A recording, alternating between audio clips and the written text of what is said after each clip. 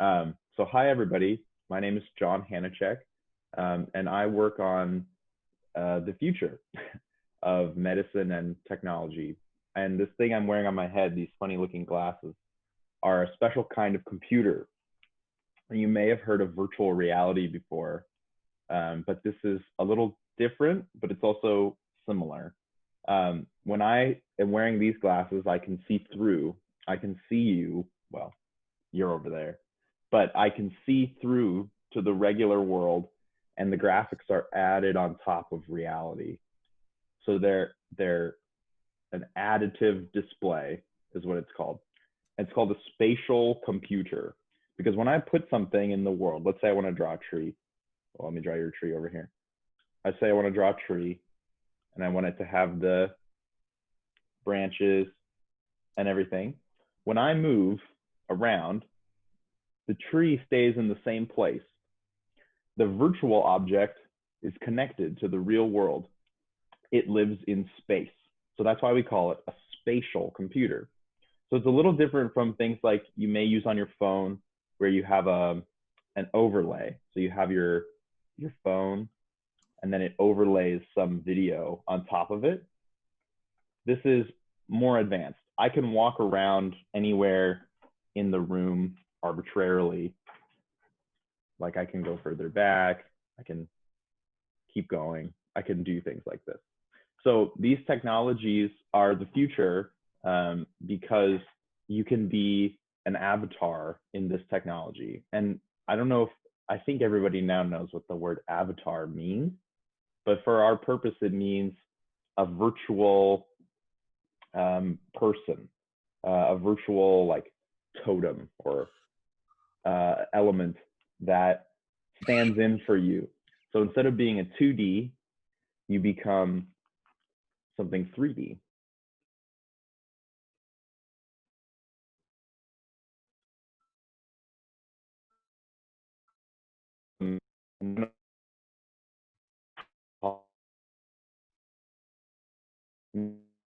New things that we say. And the reason I work with is because they're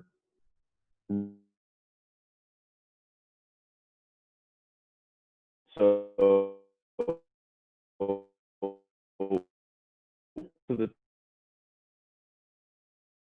especially when you're how do you do it? How to maybe make a model, right? You draw around. You do that unless you're all in the same place. Well, now you can do it this way, like this picture on the back shows.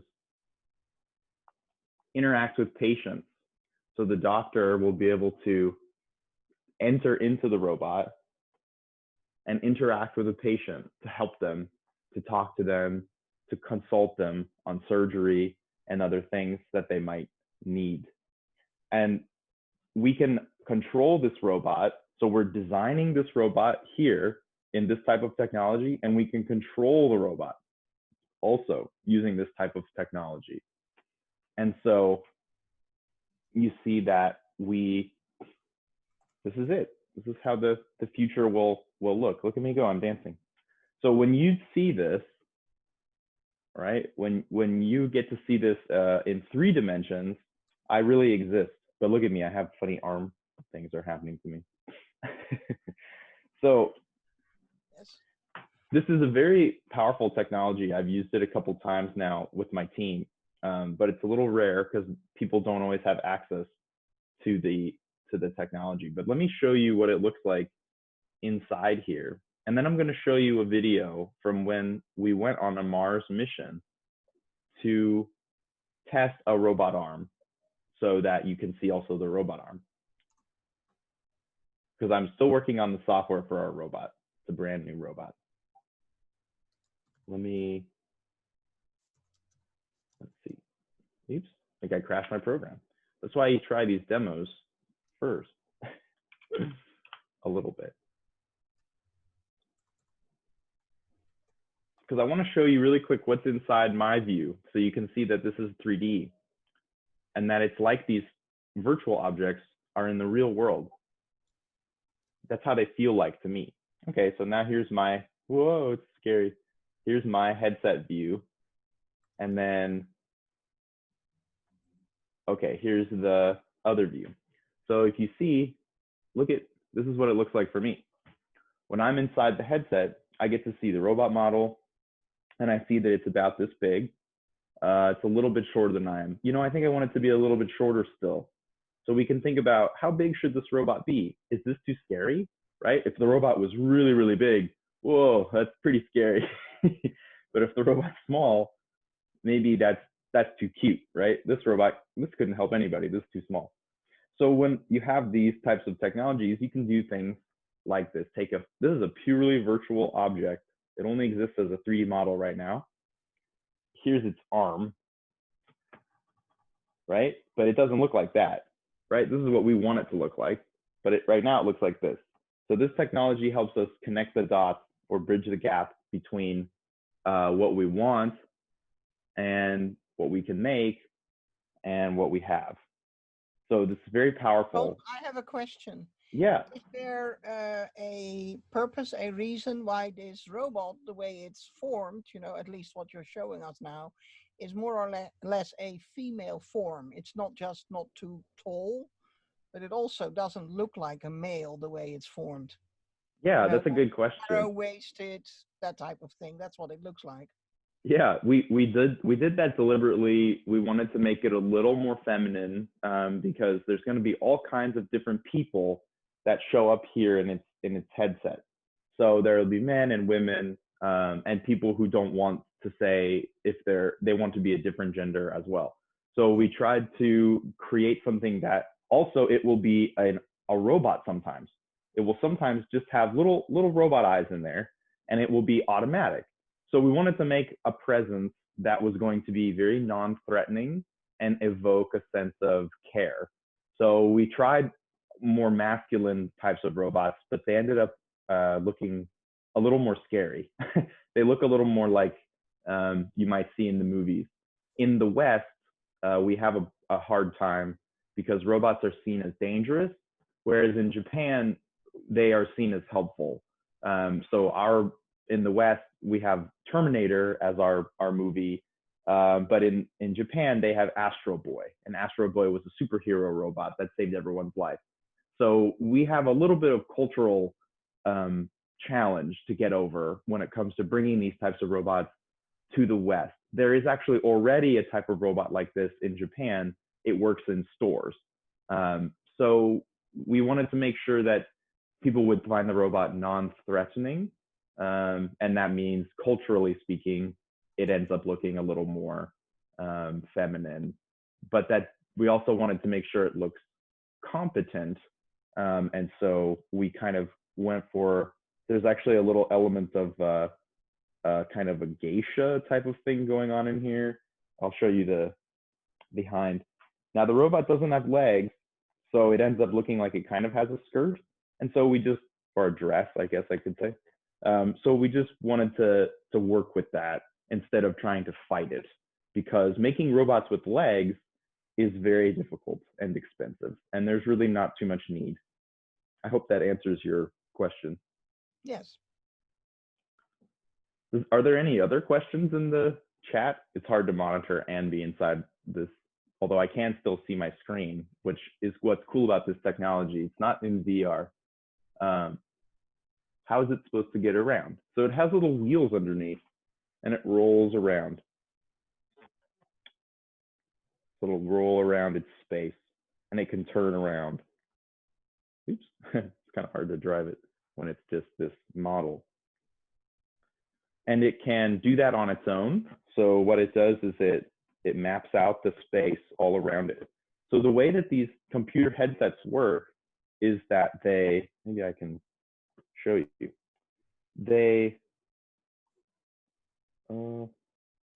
Let's see. Oh, a scribble. Here we go. So when you're in your headset, you are, and then you're in a room, right? I hope you can see this. You're in a room. We can see your scribbles. Yes, we can. And then, so what the headset does is it sends out a light that goes off the wall and then comes back, and it times how long that time took. and then it figures out how far away the wall is from your head, and it keeps doing this over and over and over again. And this is called SLAM, or simultaneous localization and mapping.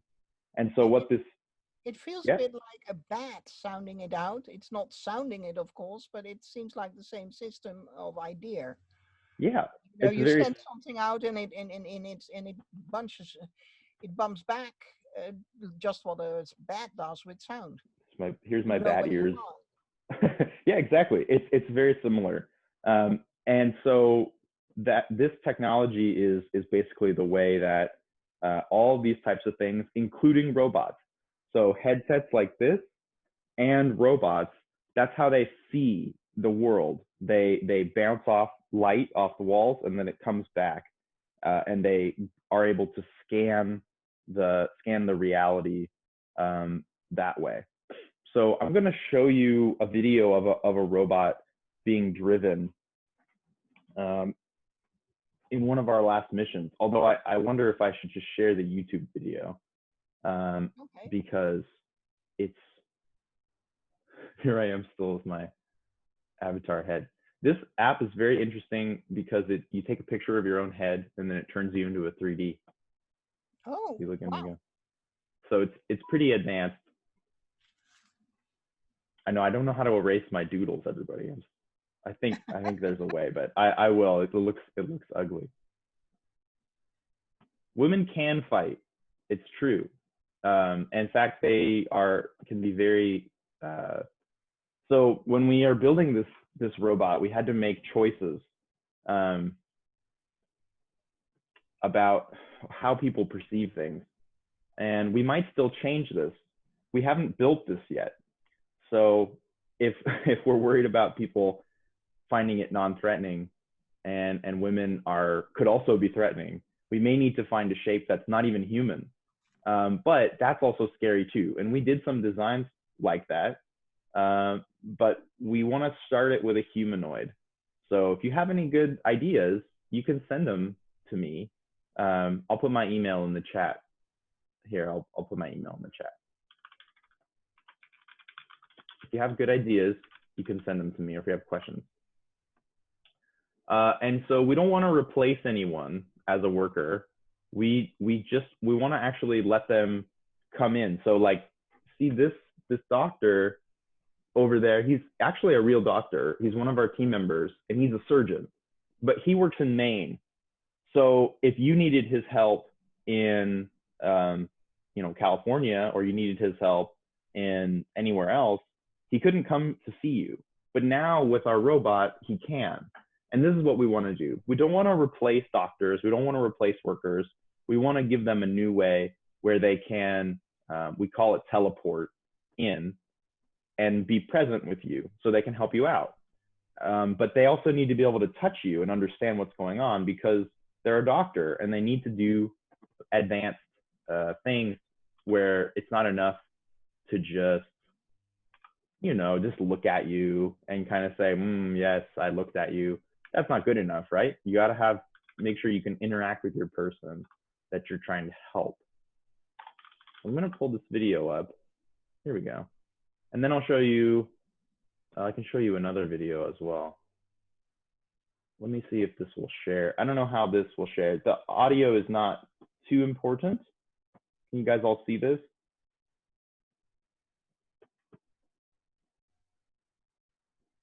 I hope it's showing. So Yeah. this was an actual robotic arm. And so what's going on here is that another person is driving this robot arm from somewhere else. So they're hundreds of miles away, and we're on a cell phone connection, and this robot is handing parts over to our medical team. So this is in an MMARS mission that Dr. Susan Jewell organizes. There she is right there, actually, in the one. These headset things they're wearing are called 3D printed papiers, and these are to protect you from coronavirus and other viruses. They were invented by a physician named Guy Kuo, and we were testing them in our mission. And also these little parts that the robot is handing are called the VapoJet.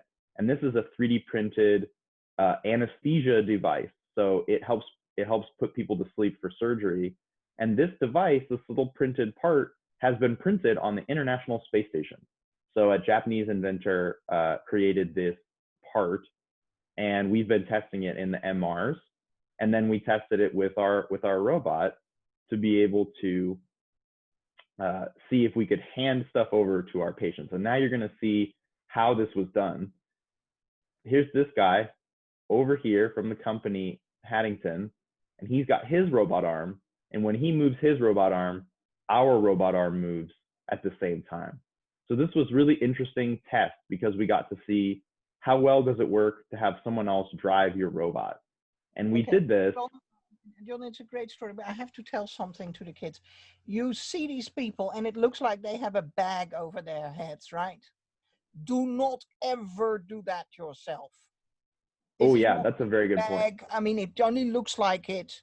It's different. So I will explain why this bag is safe, and it's very. I'm glad you said this because this bag, you cannot put a bag over your head. Do you see this? You see this little thing up here, everybody? These little sticks coming out up here of the top of their head.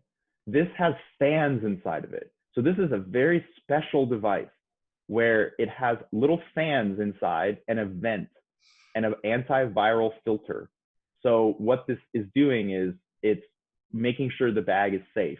And we had to test this very, very carefully because if the fans turn off, the bag will get stuck onto your mouth and you won't be able to breathe.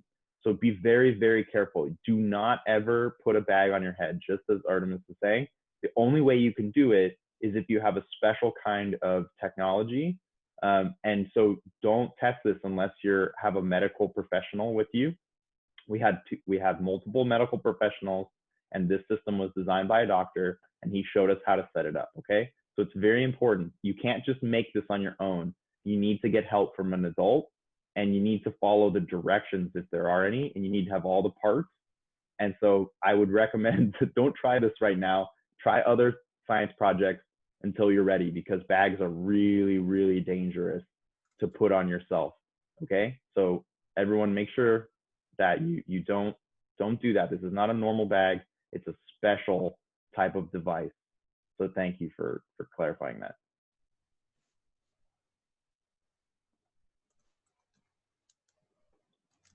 Are there any other questions about this video? And I want to show you then, we have another concept that we want to bring in, and I'll show you that in a moment.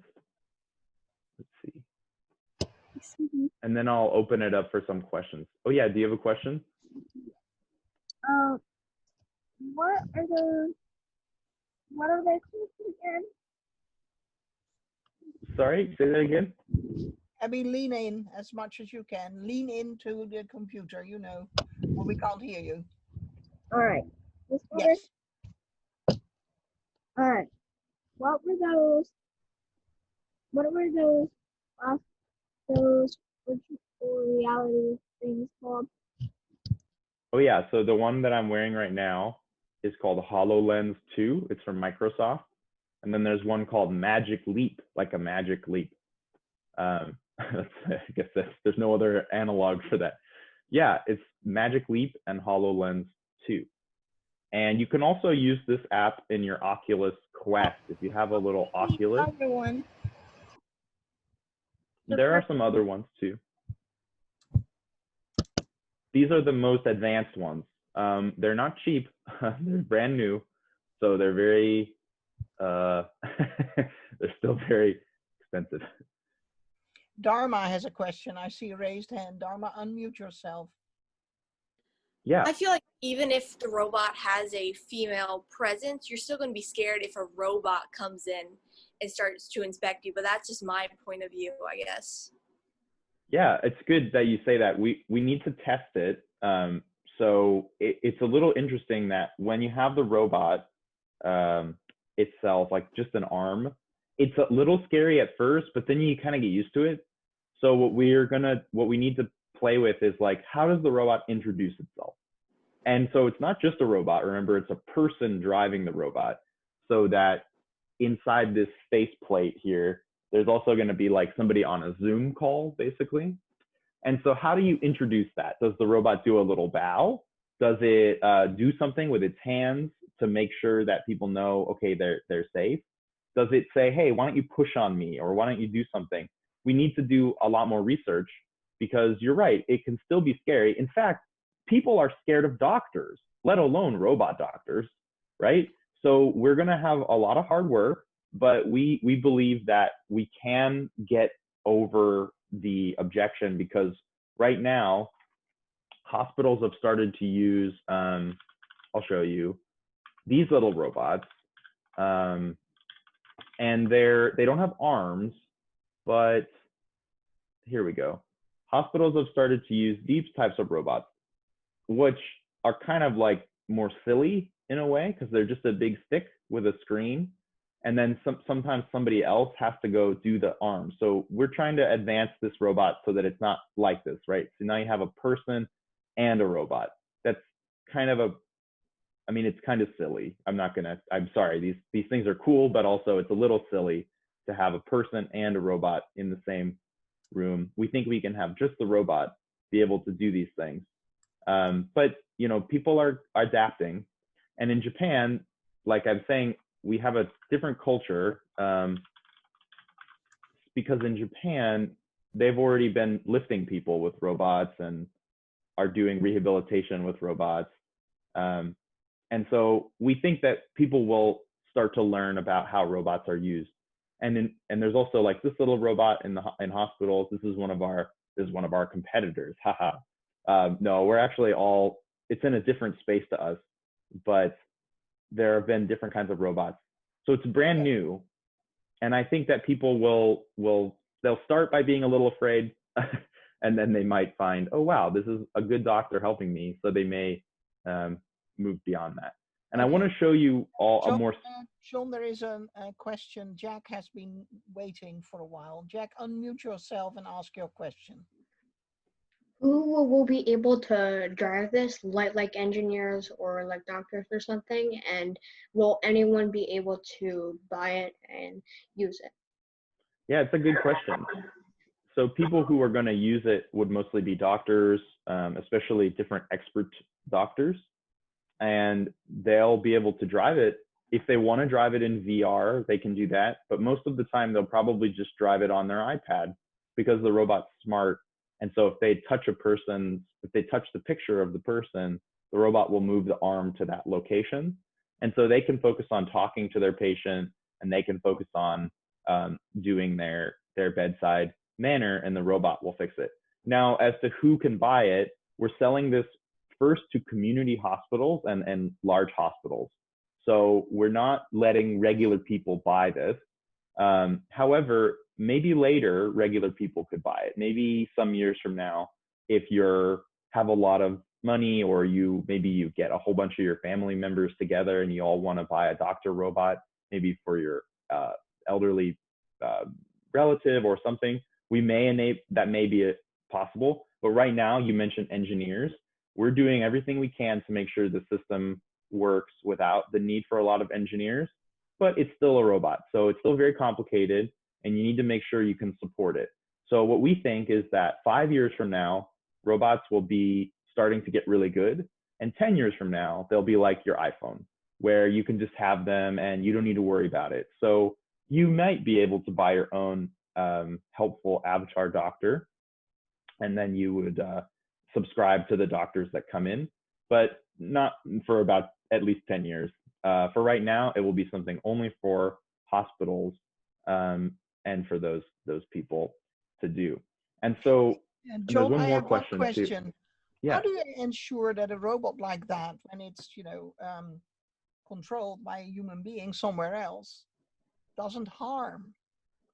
Because if it's a robot and it's kind of like a surgeon, it means knives. So how is there any way of ensuring that the robot wouldn't be able to be used for that? I don't think there is, but yeah, there actually is. There are a few ways of doing it. First of all, our robot is only for right now. Our robot is only for like assessing a patient. It doesn't do any surgery or anything because there are already big robots that do that, like the Da Vinci robot, and it's really scary. It looks like a weird spider, and it has all these things that come down on it, and it does surgery. Ours is meant only to do assessment and maybe some basic administering of care. And what's interesting is that the robot, is this still sharing? I can show you. Yeah, it is. Okay, so this is the actual robot arm technology that we're using. It's not on right now, but this robot, when it gets too far, let's say it goes and it bonks me, bonk, it can't keep going. This is a special kind of robot, and instead of motors here, it has pulleys. So what happens is when it goes too far, bonk, it starts slipping, and it won't be able to go any further. So it's not very strong. Like you might see in the movies and stuff, the Terminator and these things where, oh, the robots are so strong. Our robot isn't that strong. Our robot really can't hurt you. If it tried to move you, it couldn't do it. You have to participate with our robot. And that's why it's something where the doctor will have to talk to you and say, I need you to do this, and I need you to do that. And then now please give me your hand. And then it can hold your hand, but it can't really move your hand because it's not that strong. So we're being very, very focused on making sure that it won't do that. Now, we do want to do surgery someday, and we want to do it in a very advanced way where we take the surgery out into the field. So I want to show this little clip to you. This is what we presented at International Astronautical Congress. So imagine you find someone out in the world and they're hurt. You're going to deploy a little drone. We call it the Medinaut. It's going to fly over there, and this is just a concept, so it's a little cartoony. It's going to fly over there. It's going to find them. Oh, there they are in the bottom corner there. It's going to go and land down, help them. Here it goes. It's going to deploy its little wheels. It's going to deploy its own little drone so that it can make sure it sees what's going on. And then it's going to go up to them. It's going to start helping them. And so this is we call this our Mars shot, our super advanced technology, where a robot drone will be able to go and help people in the field and see how it can watch itself in the upper corner, and it can do its actions down here. So this astronaut has a little bleed going on their arm. It's pretty serious. So it looks like the robot's going to need to maybe get in there and do some stabilization. They're going to need to do a little bit of a suture. So here it comes. Here's this is called a laparoscopic element. And so it can go inside the spacesuit and sew up the patient. So this is what we are working on in the future. So first we're working on this. Whoops, my head's flipped up because my visor's flipped up. First we're working on this, and then we're going to work on that drone. Now the drone's a lot harder, a lot more advanced, but our goal is that we can take the hospital. So right now we're going to help the hospital, and then we're going to take the hospital, or we're going to send it out into the field so that it can go anywhere that it needs to go. And that's Avatar Medic. That's what we're doing. We're trying to make everybody have access to care, especially physical care, actual getting touched and having surgery and all these types of things. And we want to be able to do that anywhere in space. So maybe there are questions about that. I think we might be running out of my time for this session. Okay. Are there any other questions? They really think it's really interesting. They understand that this is the future.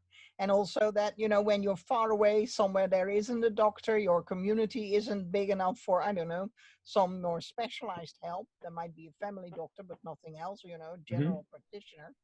And this would be helpful. To have a more advanced learned doctor in a specialty field be able to see you, so to speak. Yes. Through the computer, through the robot. That would really be helpful.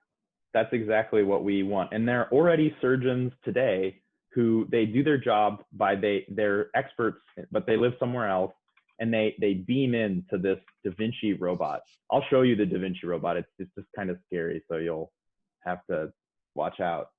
This is what's gonna work on you when you're inside the operating room. It looks, looks like a spider, but you don't see that because you've already been put under consciousness here. But so this surgeon that works on you, they might not see you, right? They only come in to operate on you. But now with our avatar, they can. The same surgeon who works on you later could talk to you. And so you could form a personal relationship with your surgeon, and they can also make sure that they can check on you correctly.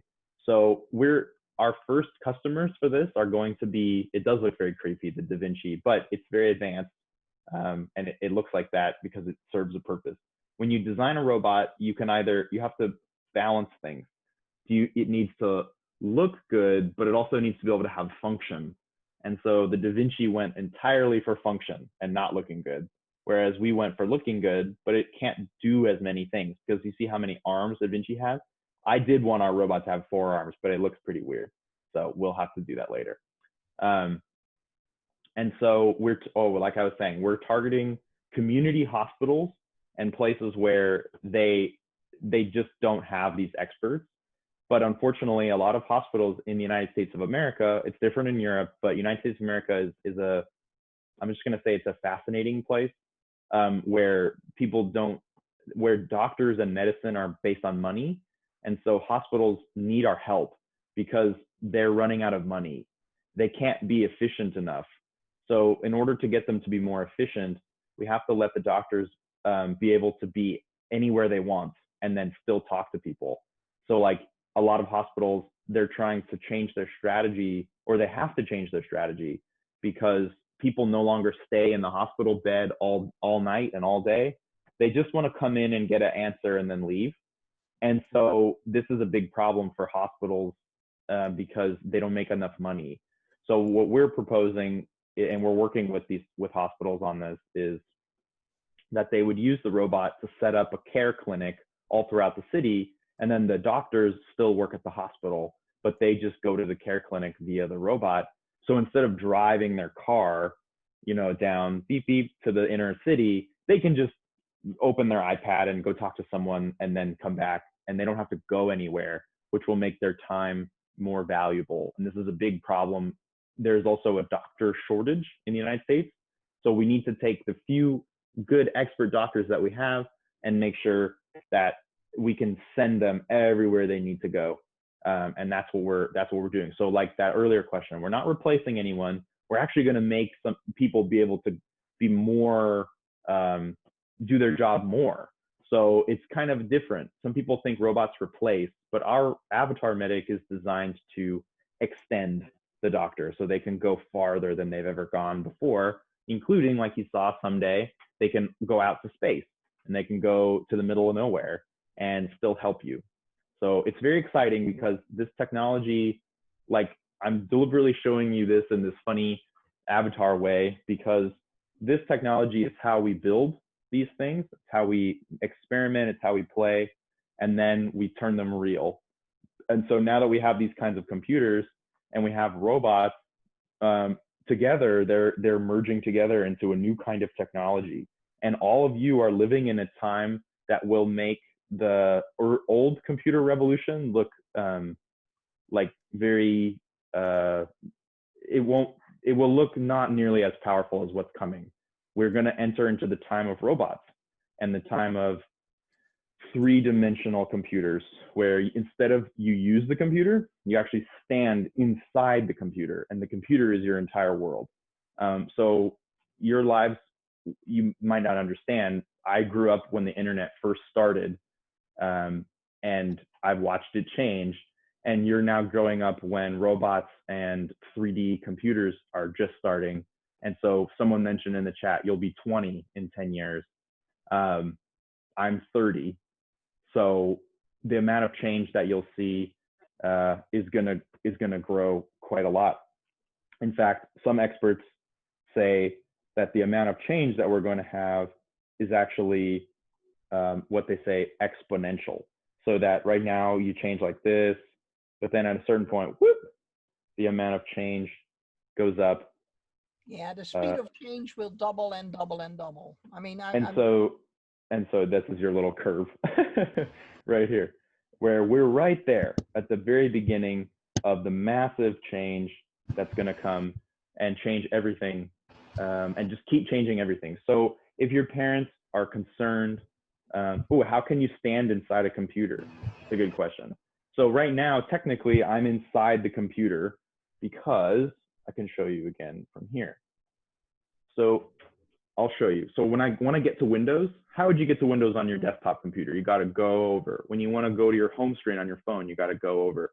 Here, I tap on my wrist, and then my start menu shows up.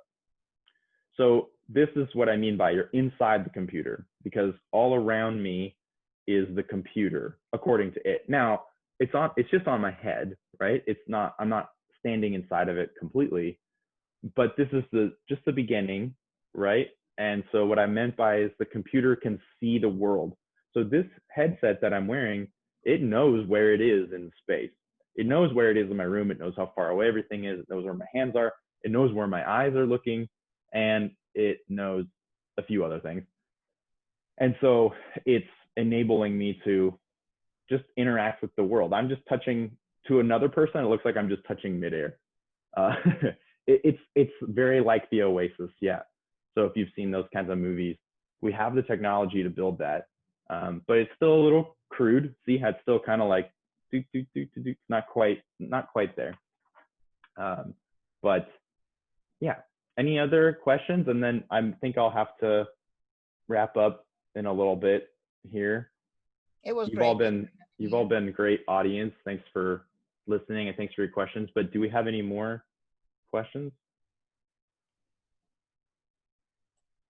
I think somebody has a question. Kitty, Bree has a question. Bree. Bree, lower your hand. Unmute. Bree, unmute and ask, please.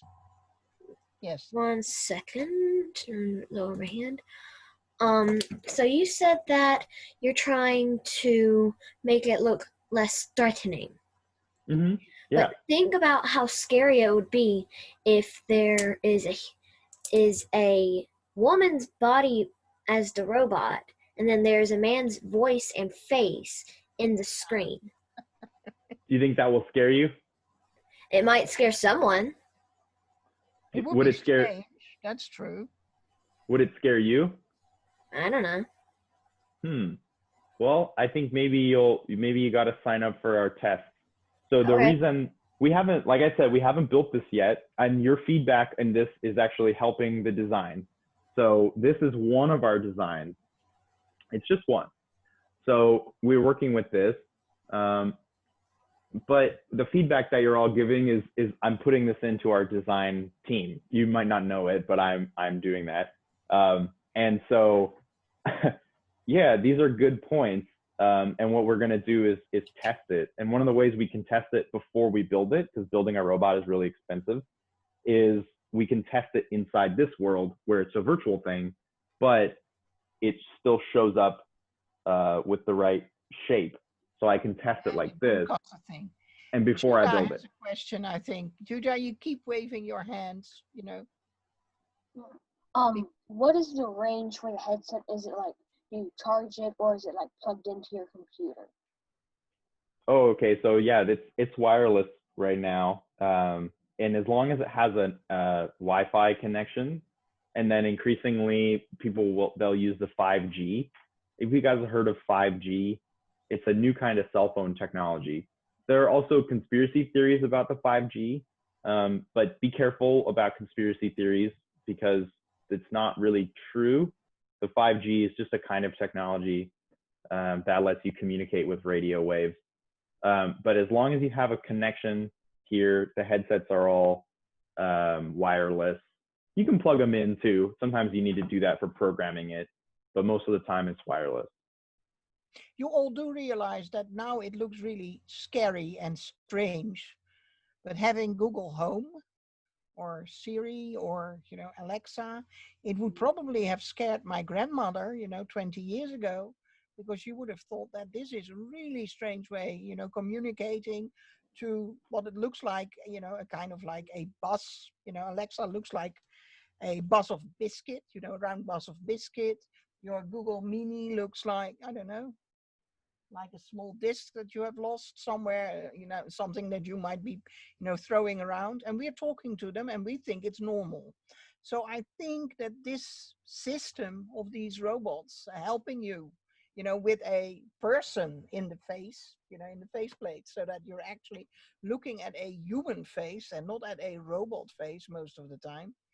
And I think that last bit, that it's a human face that will be looking at you, that will make a difference, you know, and then you'll probably forget what the rest of the robot really looks like, because you will be interacting and looking into the face of a person. That's our hope, and we're testing it. And so I think what's interesting that you say that is also people are they're here to, in our case, they're there to get care. So they don't really care about our robot. They care about it, they'll notice it, but most of their concerns are around accessing their healthcare. So our hypothesis, our thinking is that, yes, they're not going to spend a lot of time analyzing the robot. They're going to connect more with the doctor because they need to ask the doctor real questions or get real help from the doctor. So in a way, our use case makes it a little easier on us because the people are there to do something very specific. They need help. So they'll, like you said, connect with the doctor. And I think it's funny you mentioned the different shapes of things, because like I showed you all that other robot that looked like a big tall beanpole with an iPad on its head. That's pretty weird. I would be weirded by that. But then after a couple minutes, I would just be talking to my doctor. So I wouldn't really be able to feel weird anymore because my doctor is helping me. So I think it'll be an interesting test when we actually build the first one. So are there any other questions? And then I'm gonna wrap up here. No, I think that's it. Anyone else? I see one question in the chat of, when the doctors are driving the robots, can they see everything exactly the way it is? Oh, that's good. I'll show you an example. This is my last example I'll show, and then I'll have to go now. So what robots see is a different, oh yeah, if patients try to break it, well, we're gonna have to be careful. Our robot will have to be attended by others a little bit in its start, and then we'll also need to have some, it'll have a little bit of smarts. It might say, hey, please don't hurt me if it gets pushed. But if they really try to hurt the robot, they might be able to. So that's just something that can happen. People so I'll show you bus drivers right now, so because they don't want to wear a mask. So why not true. robots? It's true. And so we think also, though, that this will help keep the doctors safe in two ways. One is they won't get infected, and the other is that when people try to hurt them, they'll only hurt the robot. So doctors are very special people for a couple of reasons. It also takes almost 20 years to make a single doctor. So if you lose a doctor or you hurt a doctor, our whole society suffers. So we're very protective of our doctors. So if we put them inside of robot form, then if people try to hurt the robot, well, that's okay. I can build a new robot, but I can't build a new doctor. So this represents how the computer sees the world, like I described. So what it will be able to see is things like this. This is my entire tiny apartment where I live that's been scanned by my computer. And so when you can do a couple things. You can see the inside. You see how it looks like it's like a shadow, because that's where the light hit. And then you can also send in video camera feed. So the robot will be able to see the world as a 3D model, and it will be able to see the world like normal video, like how you were used to showing video. And when you put those two together, then the operator and the AI will be able to understand where the robot is in space and what's going on inside the world.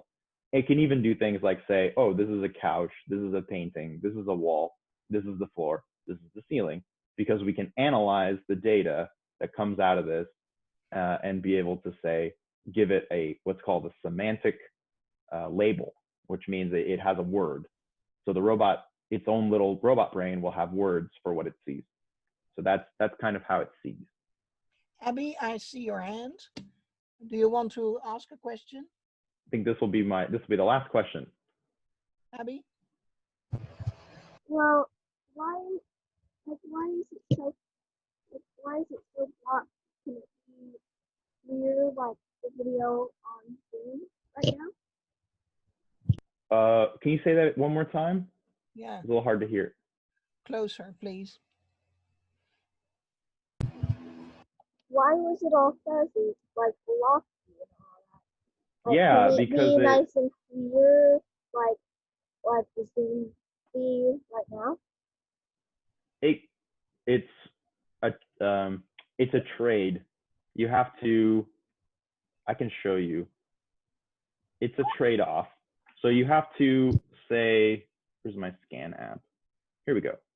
So when you make these scans of the world, I'll show you one. I'll make one for you right now. Here it goes. Hopefully it'll scan. There we go. So what it's doing is it's sending laser light off the world and it bounces it back. So right now it's not so high resolution. It's more about getting the shapes. So that's why we use video as well, because you have the shape of things and then you have the appearance of things. And you put them together to create a full view. But see how it's like eating my room. Ah, it's eating my room. Oh my gosh. Because it's digitizing that. And then when we finish, and it thinks about it for a little bit, because it's a lot of data. You see how much data it is. So here we go. Now we have a 3D model of what I just scanned. So it's pretty good, but it gets confused. See how the screen, the data gets a little scrambled because it's a lot of high tech. This is a very high tech thing.